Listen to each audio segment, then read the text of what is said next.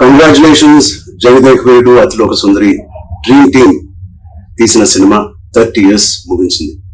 నేను dream team అని ఎందుకు అంటున్నానంటే అశ్వదత్ గారు, ఇళయరాజా గారు, రాఘవేంద్రరావు గారు, ఎండమూరి గారు, విన్సెంట్ గారు, పరుచూరి బ్రదర్స్ గారు, ఇంతమంది లెజెండ్స్ ఇలా ఒక సినిమా కోసం కలవడం అనేది ఎప్పుడు జరగలేదు, నా బహుశా జరగదు కూడా.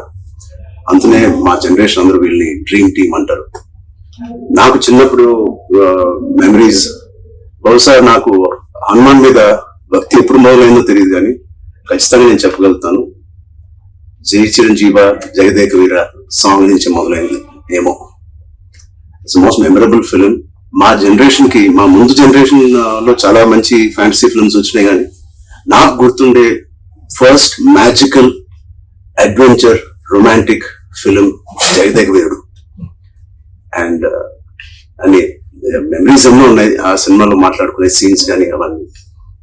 బట్ ఆఖరిలో దేవకన్యగా వెళ్ళిపోతున్న శ్రీదేవి గారు మామూలు మనిషిగా మారిపోవడానికి ఆ రింగ్ తీసి వాటర్లో పడేసినప్పుడు ఒక చేప మింగేస్తుంది. మాకు తెలుసుకోవాలని ఉంది ఆ రింగ్ ఏమైంది, ఆ చేప ఏమైంది. 30 సంవత్సరాలు అయింది, మా ఎవరికి తెలియదు. ఇప్పుడు ఆ రింగ్ ఎక్కడ ఉంది, ఆ చేప ఎక్కడ ఉంది, దీనికి జవాబు ఒక్కలే ఇవ్వగలుగుతారు, మిస్టర్ నాగశ్విన్ గారు. నాగశ్విన్ మా జనరేషన్ కి త్వరలో ఒక మంచి జవాబు ఇవ్వాలని డిమాండ్ చేస్తాం, అడగట్లేదు. Thank you so much.